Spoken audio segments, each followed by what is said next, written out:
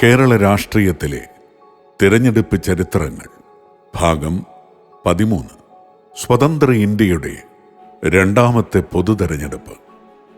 കേരളപ്പിറവിക്ക് ശേഷം 1957 നടന്ന പ്രഥമ നിയമസഭാ തിരഞ്ഞെടുപ്പിനൊപ്പം ഇന്ത്യയുടെ രണ്ടാമത്തെ ലോകസഭാ തിരഞ്ഞെടുപ്പും നടന്നു. 2 സംവരണം ഉൾപ്പെടെ കേരളത്തിലെ 18 ലോകസഭാ മണ്ഡലങ്ങളിലേക്കാണ് തിരഞ്ഞെടുപ്പ് നടന്നത്. അതിൽ ഒരു കമ്മ്യൂണിസ്റ്റ് സ്വതന്ത്രൻ ഉൾപ്പെടെ 10 സീറ്റുകളിൽ അവിഭക്ത കമ്മ്യൂണിസ്റ്റ് പാർട്ടി വ്യക്തമായ ഭൂരിപക്ഷത്തോടെ ചെങ്കൊടി പാറിച്ചു. കോൺഗ്രസിന് 6 സീറ്റുകളും PSP, മുസ്ലിം ലീഗ് എന്നീ പാർട്ടികൾക്ക് ഓരോ സീറ്റുകളും ലഭിച്ചു. 1957 രണ്ടാം ലോകസഭാ തെരഞ്ഞെടുപ്പിൽ വിജയശ്രീ ലാളിതരായ നേതാക്കളിൽ പ്രമുഖൻ, കാസർഗോഡ് ലോകസഭാ മണ്ഡലത്തിൽ നിന്നും അവിഭക്ത കമ്മ്യൂണിസ്റ്റ് പാർട്ടിയുടെ സ്ഥാനാർത്ഥിയെന്ന നിലയിൽ വിജയിച്ച സഖാവ് AKG എന്ന ശ്രീ AK ഗോപാലനായിരുന്നു. പ്രധാനമന്ത്രി ജവഹർലാൽ നെഹ്റു അടക്കമുള്ള ദേശീയ നേതാക്കൾ അദ്ദേഹത്തിനെതിരെ പ്രചാരണത്തിനെത്തിയിട്ടും എതിർ സ്ഥാനാർത്ഥിയായ ശ്രീ B ഷേണായിയെ 5145 വോട്ടുകൾക്ക് ഒന്നാം ലോകസഭയുടെ പ്രതിനിധിയായ സഖാവ് AKG പരാജയപ്പെടുത്തി. 1957 രണ്ടാം ലോകസഭയിലും ഭാരതത്തിൻ്റെ പ്രതിപക്ഷ നേതാവായി അദ്ദേഹം തിരഞ്ഞെടുക്കപ്പെട്ടു. 1957 ലോകസഭാ തിരഞ്ഞെടുപ്പിൽ തിരുവനന്തപുരം മണ്ഡലത്തിൽ നിന്നും ജനപ്രതിനിധിയായി തിരഞ്ഞെടുക്കപ്പെട്ടത് കമ്മ്യൂണിസ്റ്റ് സ്വതന്ത്രനായി മത്സരിച്ച അഡ്വക്കേറ്റ് S ഈശ്വരയ്യരാണ്. തിരുവിതാംകൂറിൻ്റെ പ്രധാനമന്ത്രിയും തിരുകൊച്ചിയുടെ മുഖ്യമന്ത്രിയുമായിരുന്ന ശ്രീ പട്ടം താണപിള്ളയെയാണ് തീപാറുന്ന മത്സരത്തിനൊടുവിൽ അദ്ദേഹം പരാജയപ്പെടുത്തിയത്. എന്നാൽ ലോകസഭയ്ക്കൊപ്പം തിരുവനന്തപുരം 2 നിന്നും നിയമസഭയിലേക്ക് മത്സരിച്ച PSPയുടെ ദേശീയ സംസ്ഥാന നേതാവായ ശ്രീ പട്ടം താണപിള്ള കേരളത്തിലെ പ്രഥമ നിയമസഭയുടെ ജനപ്രതിനിധിയായി വൻ ഭൂരിപക്ഷത്തോടെ തിരഞ്ഞെടുക്കപ്പെട്ടു. 1957 പൊതുതെരഞ്ഞെടുപ്പിൽ ചിറയൻകീഴ് ലോകസഭാ മണ്ഡലത്തിൽ നിന്നും ജനപ്രതിനിധിയായി തിരഞ്ഞെടുക്കപ്പെട്ടത് അവിഭക്ത കമ്മ്യൂണിസ്റ്റ് പാർട്ടിയുടെ സ്ഥാനാർത്ഥിയായി മത്സരിച്ച സഖാവ് MK കുമാരനാണ്. കൊല്ലം ദ്വയാംഗ ലോകസഭാ മണ്ഡലത്തിൽ നിന്നും സംവരണ വിഭാഗത്തിൽ തിരഞ്ഞെടുക്കപ്പെട്ടത് കമ്മ്യൂണിസ്റ്റ് പാർട്ടി സ്ഥാനാർത്ഥിയായി മത്സരിച്ച സഖാവ് PK കൊടിയനാണ്. RSPയുടെ സ്ഥാപക നേതാവ് ശ്രീ N ശ്രീകണ്ഠൻ നായരെ പരാജയപ്പെടുത്തി ശ്രീ V പരമേശ്വരൻ നായർ അഥവാ സഖാവ് VP നായരാണ് കൊല്ലം ലോകസഭാ മണ്ഡലത്തിലെ പൊതുവിഭാഗത്തിൽ നിന്നും തിരഞ്ഞെടുക്കപ്പെട്ടത്. 1952 പൊതുതെരഞ്ഞെടുപ്പിൽ തിരുവിതാംകൂറിൻ്റെ അവസാന പ്രധാനമന്ത്രിയും തിരുകൊച്ചിയുടെ പ്രഥമ മുഖ്യമന്ത്രിയുമായിരുന്ന ശ്രീ പറവൂർ TK നാരായണ പിള്ളയെ ചിറയൻകീഴ് മണ്ഡലത്തിൽ പരാജയപ്പെടുത്തി രാഷ്ട്രീയ വനവാസത്തിനയച്ച സഖാവ് VP നായർ 1957 രണ്ടാം ഊഴത്തിൽ മഹാരഥനായ ശ്രീ N ശ്രീകണ്ഠൻ നായരെ പരാജയപ്പെടുത്തിയപ്പോൾ രാഷ്ട്രീയ കേരളം അക്ഷരാർത്ഥത്തിൽ പ്രകമ്പനം കൊണ്ടു. തെക്കൻ തിരുവിതാംകൂറിൽ ഇന്ത്യൻ നാഷണൽ കോൺഗ്രസിനെ കടപുഴക്കി എറിഞ്ഞ കമ്മ്യൂണിസ്റ്റ് പാർട്ടി തിരുവിതാംകൂറിൻ്റെ വടക്കൻ മേഖലകളിലും അനുസ്യൂതമായി അതിൻ്റെ ജൈത്രയാത്ര തുടരുക തന്നെ ചെയ്തു. കമ്മ്യൂണിസ്റ്റ് പാർട്ടിയുടെ പ്രമുഖ നേതാക്കളായ സഖാവ് PT പുന്നൂസ് അമ്പലപ്പുഴ ലോകസഭാ മണ്ഡലത്തിൽ നിന്നും പിൽക്കാലത്ത് കേരള മുഖ്യമന്ത്രിയായി ജ്വലിച്ചുയർന്ന സഖാവ് PK വാസുദേവൻ നായർ തിരുവല്ല ലോകസഭാ മണ്ഡലത്തിൽ നിന്നും വ്യക്തമായ ഭൂരിപക്ഷത്തോടെ തിരഞ്ഞെടുക്കപ്പെട്ടു. മധ്യ തിരുവിതാംകൂറിലെ പ്രമുഖ മണ്ഡലങ്ങളായ കോട്ടയത്തും മൂവാറ്റുപുഴയിലും ഇന്ത്യൻ നാഷണൽ കോൺഗ്രസ് ശക്തമായ സാന്നിധ്യമായി മാറി. കോട്ടയത്ത് കോൺഗ്രസ് സ്ഥാനാർത്ഥിയായ ശ്രീ മാത്യു മണിയങ്ങാടനും മൂവാറ്റുപുഴയിൽ ശ്രീ ജോർജ് തോമസും എറണാകുളത്ത് ശ്രീ AM തോമസും ഇന്ത്യൻ നാഷണൽ കോൺഗ്രസിൻ്റെ മൂവർണ്ണക്കൊടി പാറിച്ചു. 1957 മുകുന്ദപുരം ലോകസഭാ മണ്ഡലത്തിൻ്റെ പ്രഥമ മത്സരത്തിൽ അവിഭക്ത കമ്മ്യൂണിസ്റ്റ് പാർട്ടിയുടെ സാരഥിയായി മത്സരിച്ച സഖാവ് TC നാരായണൻകുട്ടി മേനോൻ വ്യക്തമായ ഭൂരിപക്ഷത്തോടെ തിരഞ്ഞെടുക്കപ്പെട്ടു. തൃശൂർ ലോക്സഭാ മണ്ഡലത്തിൽ നിന്നും ജനപ്രതിനിധിയായി തിരഞ്ഞെടുക്കപ്പെട്ടത് കമ്മ്യൂണിസ്റ്റ് പാർട്ടിയുടെ സ്ഥാനാർത്ഥിയായി മത്സരിച്ച സഖാവ് K കൃഷ്ണൻ വാര്യരാണ്.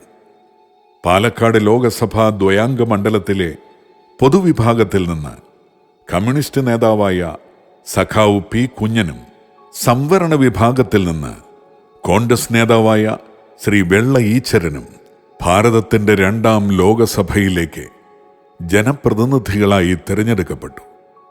കേരളപ്പിറവിക്ക് ശേഷം 1957 നടന്ന 2ാമത്തെ പൊതുതെരഞ്ഞെടുപ്പിൽ മലബാർ മേഖലയിലെ 5 ലോകസഭാ മണ്ഡലങ്ങളിൽ 2 ഇന്ത്യൻ നാഷണൽ കോൺഗ്രസിനും ഓരോ സീറ്റുകൾ വീതം കമ്മ്യൂണിസ്റ്റ് പാർട്ടിക്കും PSPക്കും മുസ്ലിം ലീഗിനും ലഭിച്ചു.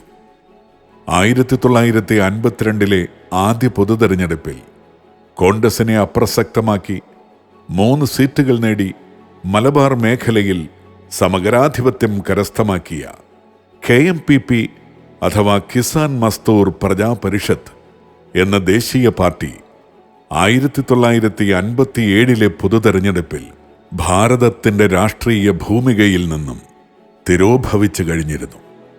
1957 പൊതുതെരഞ്ഞെടുപ്പിൽ കോഴിക്കോട് ലോകസഭാ മണ്ഡലത്തിൽ നിന്ന് കോൺഗ്രസ് സ്ഥാനാർത്ഥിയായി മത്സരിച്ച് വിജയിച്ചത് ശ്രീ KP കുട്ടിക്കൃഷ്ണൻ നായരാണ്. മഞ്ചേരി ലോകസഭാ മണ്ഡലത്തിൽ നിന്നും മുസ്ലിം ലീഗ് സ്ഥാനാർത്ഥിയായി സ്വതന്ത്ര ചിഹ്നത്തിൽ മത്സരിച്ച B പോക്കർ ഭാരതത്തിൻ്റെ 2ാം ലോകസഭയിലേക്ക് 2ാം വട്ടവും ജനപ്രതിനിധിയായി തിരഞ്ഞെടുക്കപ്പെട്ടു. വടകര ലോകസഭാ മണ്ഡലത്തിൻ്റെ പ്രഥമ ജനപ്രതിനിധിയായി തിരഞ്ഞെടുക്കപ്പെട്ടത് PSP സ്ഥാനാർത്ഥിയായി മത്സരിച്ച ഡോക്ടർ KB മേനോനായിരുന്നു. തൊട്ടടുത്ത ലോകസഭാ മണ്ഡലമായ തലശ്ശേരിയിൽ നിന്ന് ഇന്ത്യൻ നാഷണൽ കോൺഗ്രസിൻ്റെ സാരഥിയായ ശ്രീ MK ജനചന്ദ്രൻ തിരഞ്ഞെടുക്കപ്പെട്ടു. 1952 കണ്ണൂർ ലോകസഭാ മണ്ഡലത്തിൻ്റെ പ്രഥമ ജനപ്രതിനിധിയായി തിരഞ്ഞെടുക്കപ്പെട്ട സഖാവ് AK ഗോപാലൻ പ്രസ്തുത മണ്ഡലം നിലവിൽ ഇല്ലാതായതോടെ 1957 2ാം ലോകസഭയിലേക്ക് കാസർഗോഡ് മണ്ഡലത്തിൻ്റെ പ്രഥമ ജനപ്രതിനിധിയായി തിരഞ്ഞെടുക്കപ്പെട്ടു. 1957 ഭാരതമൊന്നാകെ 490 സീറ്റുകളിൽ മത്സരിച്ച ഇന്ത്യൻ നാഷണൽ കോൺഗ്രസ് 371 സീറ്റുകളും 47.78% വോട്ട് വിഹിതവും കരസ്ഥമാക്കി. 110 മണ്ഡലങ്ങളിൽ മത്സരിച്ച അവിഭക്ത കമ്മ്യൂണിസ്റ്റ് പാർട്ടി 27 സീറ്റുകളും 8.92% വോട്ട് വിഹിതവും കരസ്ഥമാക്കി. 189 മണ്ഡലങ്ങളിൽ മത്സരിച്ച PSP 19 സീറ്റുകളും 10.41% വോട്ട് വിഹിതവും കരസ്ഥമാക്കി. ഇന്ത്യയിലാകെ 15 സീറ്റിൽ മത്സരിച്ച RRPയും 3 സീറ്റിൽ മത്സരിച്ച RSPയും 1 സീറ്റിൽ പോലും വിജയിക്കാൻ കഴിയാതെ സംപൂജ്യരായി തീർന്നു. 1957 പൊതുതെരഞ്ഞെടുപ്പിൽ ലോകസഭയിലേക്ക് മത്സരിച്ച 481 സ്വതന്ത്ര സ്ഥാനാർത്ഥികളിൽ 42 പേർ വിജയശ്രീ ലാളിതരായി 2ാം ലോകസഭയിലേക്ക് കടന്നുവന്നു. ശക്തമായ പ്രതിപക്ഷത്തിൻ്റെ അഭാവവും ജവഹർലാൽ നെഹ്റുവിൻ്റെ ജനപ്രീതിയും സോഷ്യലിസ്റ്റ് കാഴ്ചപ്പാടിൻ്റെ സ്വീകാര്യതയും നേടി ഭരണകക്ഷിയായ ഇന്ത്യൻ നാഷണൽ കോൺഗ്രസ് ഭാരതത്തിൻ്റെ 2ാം പൊതുതെരഞ്ഞെടുപ്പിലും സമഗ്രമായ വിജയം നേടി. കമ്മ്യൂണിസ്റ്റ് പാർട്ടി ഓഫ് ഇന്ത്യ അഥവാ അവിഭക്ത കമ്മ്യൂണിസ്റ്റ് പാർട്ടി 27 സീറ്റുകളുമായി 2ാം സ്ഥാനത്തെത്തി. ഇന്ത്യയുടെ സമ്പദ് വ്യവസ്ഥയ്ക്ക് ഭരണകക്ഷിയായ ഇന്ത്യൻ നാഷണൽ കോൺഗ്രസ് ഒരു സോഷ്യലിസ്റ്റ് പാത തെരഞ്ഞെടുത്തു. ഇന്ത്യ സ്വാതന്ത്ര്യം നേടിയ ശേഷം ആസൂത്രണത്തിൻ്റെ ഒരു ഔപചാരിക മാതൃക സ്വീകരിക്കുകയും ആസൂത്രണ കമ്മീഷൻ്റെ അധ്യക്ഷൻ പ്രധാനമന്ത്രി ആയിരിക്കണമെന്നും തീരുമാനിച്ചു.